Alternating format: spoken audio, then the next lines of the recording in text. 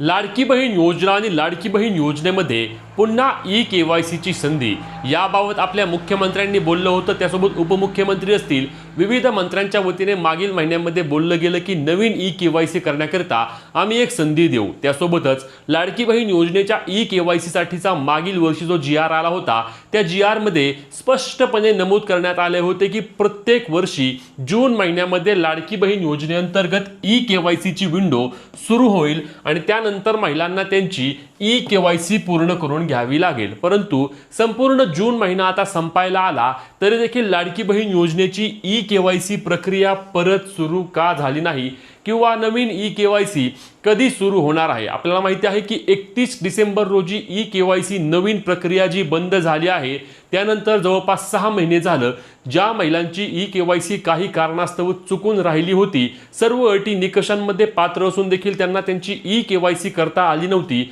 त्या महिलांचे पैसे बंद झाले।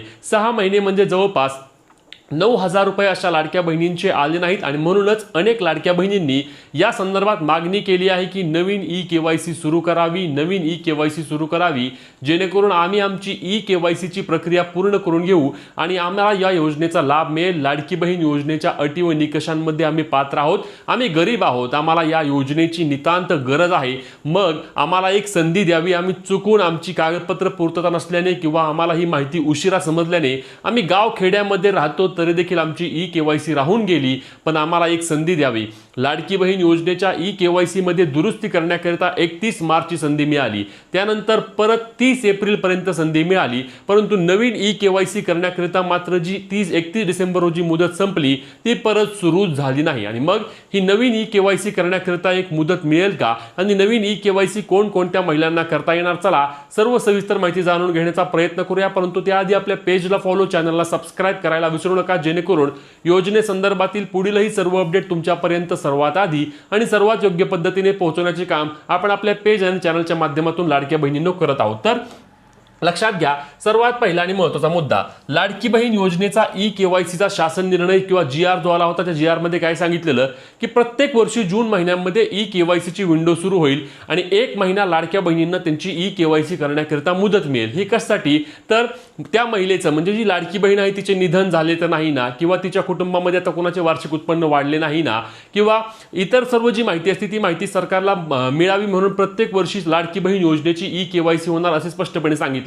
आपल्याला माहिती आहे पीएम किसान सन्मान योजना असेल, नमो शेतकरी योजना असेल, निराधार योजना असेल, अशा सर्व ज्या योजना आहेत ज्या योजनांच्या माध्यमातून महिन्याला असेल किंवा डीबीटीच्या माध्यमातून ज्या लाभार्थी आहेत त्या लाभार्थ्यांना लाभ मिळतो, त्या प्रत्येक योजनेसाठी ई-केवायसी किंवा आधार प्रमाणीकरण करणे अनिवार्य असते आणि म्हणूनच आता लाडकी बहीण योजनेसाठी देखील ई-केवायसी सरकारच्या वतीने बंधनकारक करण्यात आली आहे। मग प्रत्येक वर्षाच्या जून महिन्यामध्ये ई-केवायसी सुरू होणार होती, परंतु अजून या वर्षासाठीची जून महिन्या संपत आला तर देखील ई-केवायसी विंडो उघडली नाही, ई-केवायसी करण्याची प्रक्रिया अजून सुरू झाली नाही। 31 डिसेंबर रोजी जी ई-केवायसी बंद झाली आहे तेव्हापासून लाडक्या बहिणींना नवीन ई-केवायसी करण्याकरिता संधी मिळत नाही आहे।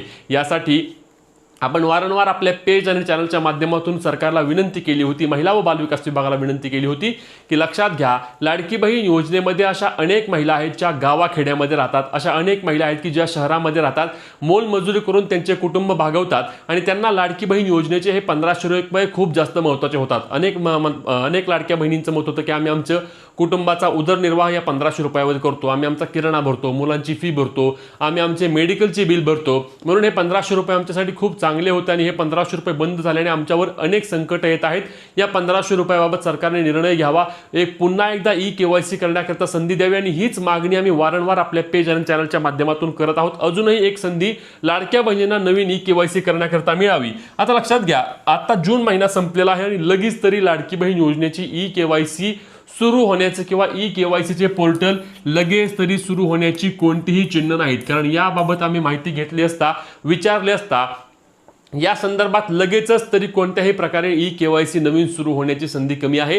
तुर्तास लाडकी बहीण योजना नवीन लेखशीर्षखाली काम करत आहे, त्यामुळे लाडक्या बहिणींना वेळोवेळ लाभ देणं किंवा वेळेवर त्यांना लाभ देणं हे एकमेव टार्गेट सरकारचं आहे आणि त्यानंतर कदाचित येत्या 2-3 महिन्यांच्या कालावधीमध्ये पुन्हा ई-केवायसी साठी सरकार संधी देऊ शकतं, परंतु त्याबाबत अधिकृतपणे कोणतीही माहिती अद्याप नाही।